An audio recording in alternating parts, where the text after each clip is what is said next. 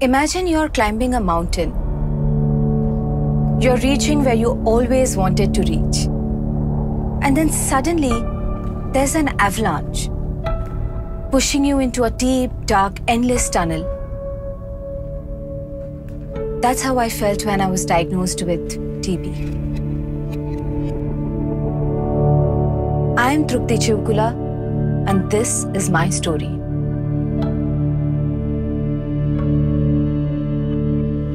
I was 25 when I was diagnosed with TB for the first time. I did not know it was TB in the beginning. The diagnosis took a very long time. TB is an infectious disease that is caused by an organism called Mycobacterium tuberculosis. What makes it exceptionally virulent is that it is transmitted through the air. TB actually has killed more human beings than any other infectious disease. And I think the important points to note is that accurate diagnosis has the potential to be a cornerstone in TB control. TB is like an escalator, starting with simple drug-sensitive TB, which anyone can treat within 6 months. But if it's not treated appropriately, you amplify the resistance from sensitive TB to MDR TB.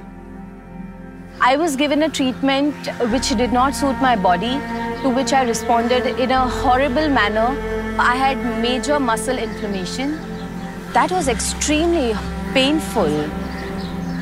Bad treatment only served to partially suppress the germs, and then TB comes back with a bang, as it always does.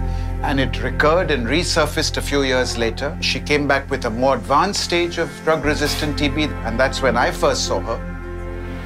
The lab diagnosis of TB is extremely important to tell us that indeed this patient is either MDR, that is multi-drug resistant, or he's even worse, that is XDR, that is extensively drug-resistant TB. I think early screening tests with cartridge-based nucleic amplification technology are the way to go. The turnaround time for molecular tests cannot even be compared to culture. It's much faster. Within 6 hours often, I can get a report in hand that's nearly point of care, that kind of speed, telling me that my patient suffers from drug-resistant TB. The old generation of tests, the culture tests, took at least 6 to 8 weeks before you got a positive culture and then a sensitivity report in hand. So that's a huge advance for the treating physician. When I was diagnosed with TB, my partner with whom I was going to get married to backed out. It's a very bad social stigma that one has to face. And that just triggered this urge in me to shout it out to the world that yes, I have TB. I started posting everything on social media. I shared my life. I got to know so many stories. And somewhere I'm talking on behalf of all of those people.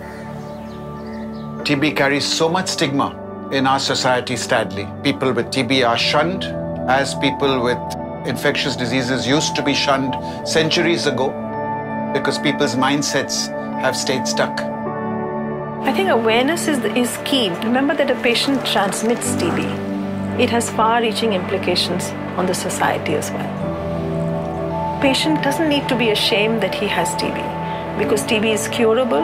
We have enough happy stories to tell you. There's a CB-NAT that we've just finished a study on, which actually detects XDR TB. So this particular test is well poised to be a reflex test from a patient who turns out to be MTB positive.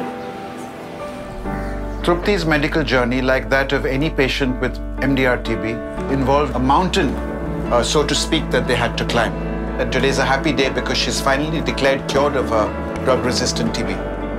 She is now a healthy, active member of society. I've learned finding hope in the most difficult situation. This is what life is.